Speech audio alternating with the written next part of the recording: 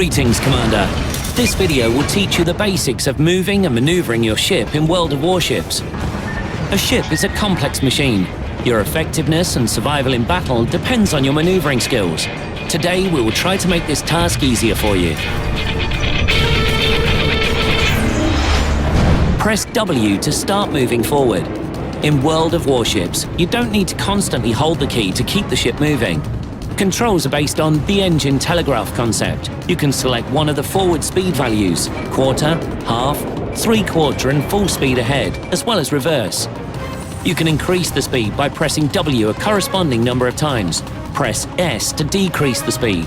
Once you've selected the desired value, the ship will accelerate and then continue moving at the present speed. A ship's maximal speed and dynamics depend on its weight, displacement, the engine power, correlation between its weight and engine power, and the hull shape.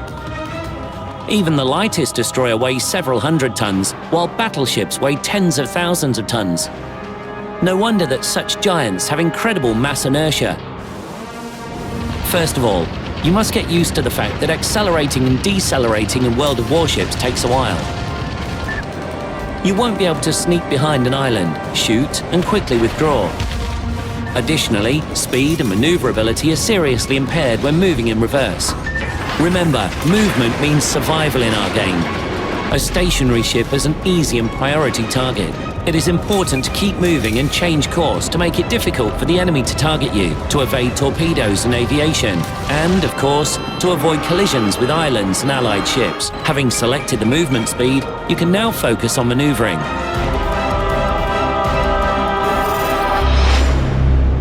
Press A to turn left and D to turn right. The main thing to remember is to prepare your turn in advance. A big moment of inertia impairs a ship's maneuverability. The radius of the turning circle largely depends on the linear dimensions of the ship, length, width, etc., the shape of its hull, and its rudder gear. The longer and narrower your ship, the bigger its turning circle radius, and vice versa. The wider the hull, the smaller the radius. As a result, the turning radius of the long but wide battleship Yamato, which is one of the biggest ships in the game, is comparable to a much lighter but narrower destroyer. Remember that as soon as you release the turn key, the rudder returns to its central position and the ship continues moving straight forward. Again, it doesn't happen at once. The ship needs a certain amount of time to return to a straight line course. This property is called directional stability. Ships with a smaller turning radius relative to their dimensions have worse directional stability, and vice versa.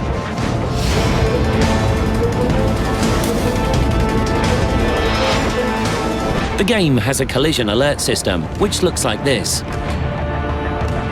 After receiving an alert, you will have some time to change your course and avoid collision.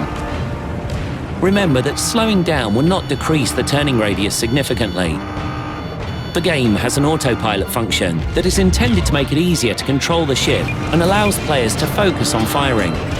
Press M to open the tactical map. Click the left mouse button to set a waypoint, or hold Shift to specify up to 5 waypoints that can be changed freely at any time. The movement speed is set to half by default if the ship is stationary. If the ship is moving, it will continue at this speed, but it may be adjusted without cancelling the defined itinerary. Full stop, reverse movement, or any change of the rudder position will instantly disable the autopilot, and you will have to set waypoints from scratch. When specifying your course, take into consideration the specifics of your ship and the actions of your teammates. For example, even the heaviest battleship will have a hard time fighting off enemy destroyers and aviation without the support of cruisers. Autopilot allows you to set a course between islands and focus on firing your artillery. But this is the topic of our next episode.